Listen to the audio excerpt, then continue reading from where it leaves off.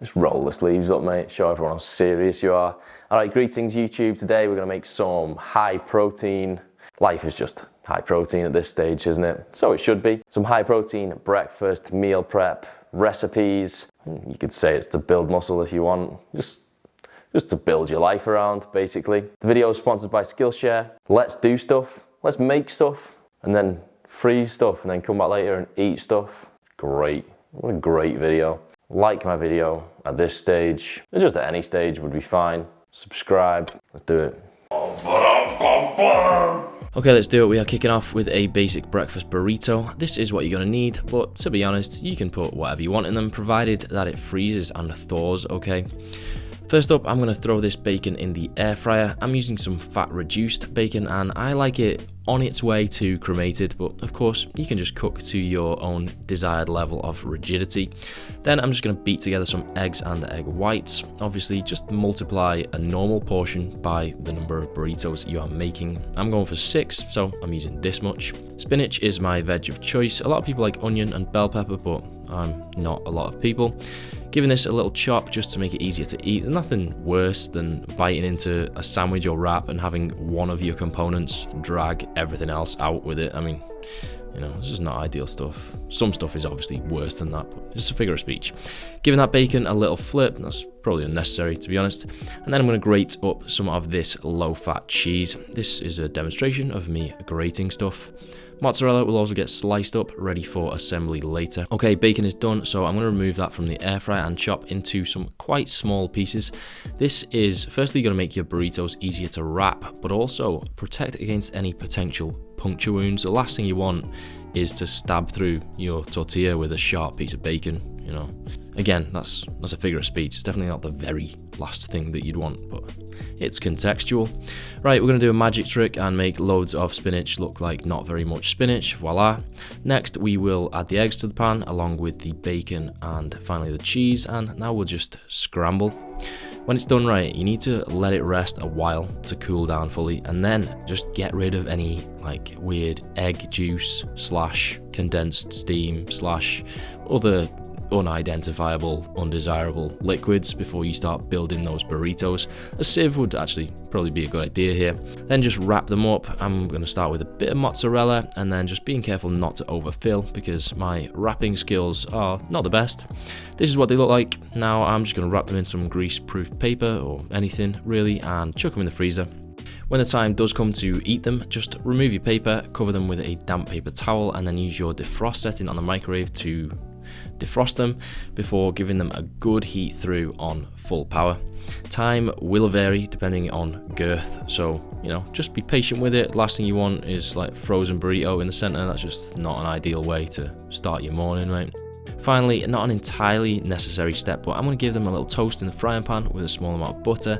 If you do have the time and inclination, I would certainly say this is worth doing so you can get a nice bit of texture on your tortillas because they're going to be all steamy and soft after microwaving, so that crisp really makes a difference.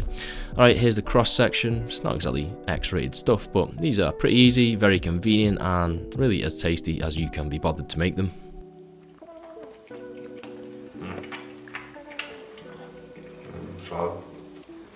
I'm interrupting this culinary circus to talk to you about the sponsor of today's video, Skillshare.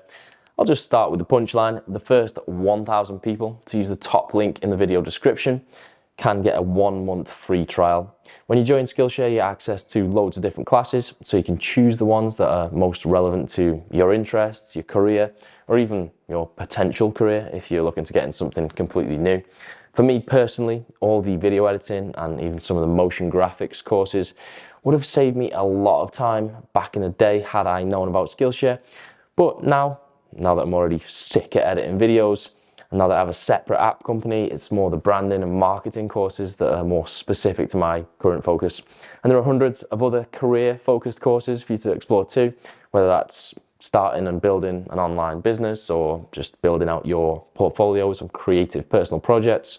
Whatever you want to do, right? So if you want to get into something new, pursue a new goal, or just expand your current skills in something that you're already into, you have a month of Skillshare completely free to get started. So go forth, learn, grow, become generally sick at stuff. Let's get back to the video. Alright, next up we're doing a fat batch of pancakes, and yes, we're actually going to freeze them.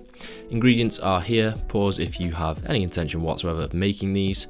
Now into the blender goes our eggs, oats, I'm going to stagger the almond milk just so it blends a bit better, skyr or other natty yogurt of choice, and then the protein powder. Honestly, less is more here, so I would say calculate the minimum protein content you require from a meal and use just enough whey to get you there. There's already a fair bit of protein from the eggs and the skyr, so you won't need too much. More protein just equals drier pancakes, so you have been warned. Bit more milk, bit of baking powder, and then stick it on to blend. Now separately, we're going to whisk some egg whites to an almost meringue-like consistency before pouring in my blended mixture. We're just going to fold this together gently, nothing vigorous, because we want to keep all those air bubbles. And then once we are fully incorporated, we will embark on the long, arduous process of cutting parchment to size, which thankfully I can edit so you don't have to sit through. Now the kind of fun part, cooking pancakes. I am quite clearly not rich enough from YouTube yet to afford a cooker big enough to actually fit more than 2 frying pans on simultaneously, so I mean, if you could like my video at this point, subscribe to the channel, that'd be exceedingly pleasant. We're going to lay all these out to cool for a bit. It won't take long before we stack them up one pancake at a time and separate with our grease-proof paper. You can just freeze them in batches if you really wanted to, but that'll make it harder to defrost them later.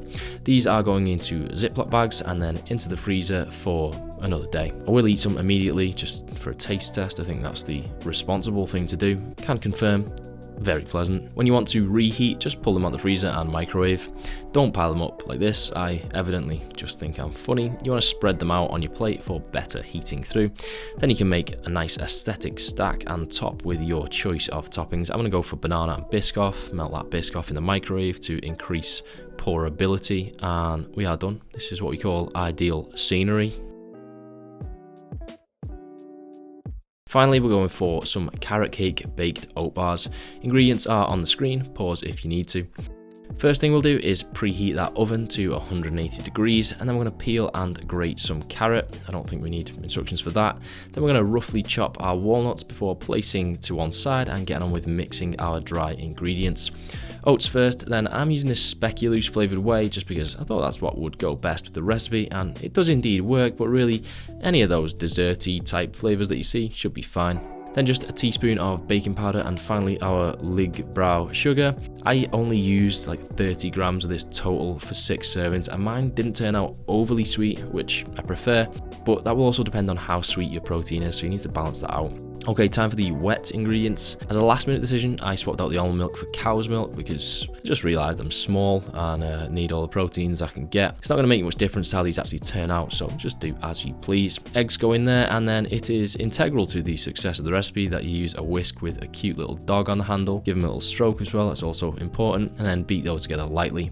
After a minute or so, add in your dry ingredients, followed by your carrot. I'm not really sure if that's a dry or a wet ingredient, kind of both. And then your walnuts, and finally some sultanas. At this point, I would dump a load of cinnamon in there, but I forgot, so I'll just do it later. And then just give it a good mix around until it looks something like that. I chose to grease a dish with some butter, but if you don't have confidence in the non-stick of your dish, you can always just line it with greaseproof paper for an easy removal job later. At this point, I was like, shit, cinnamon, so I threw that in, gave it a final stir, then just slap it in the oven for approx 30 minutes. Now we're going to make it look pretty with some frosting made up of 3 parts Philadelphia lightest, actually really good macros, to 1 part icing sugar, not that good macros. Mix it together, stick it in a Ziploc bag or some other form of piping paraphernalia, and then when everything has fully cooled, you can pipe that on in the pattern of your choice. Now I'm just going to divide these up and then stick them into some containers. I haven't actually tried freezing these because there's not really anything in them that's going to kill you. I just keep them in the fridge anyway, and I've eaten them like 4 days old and I'm not dead yet, so obviously this isn't medical advice. Consult your physician before undertaking any new breakfast meal prep routine. Okay, these are great, try them. Probably the most convenient recipe from this video because they just require no reheating, just grab and go, mate. All right, like the video, subscribe, see you later, bye, ciao, sayonara. Joey Lenny is my hero.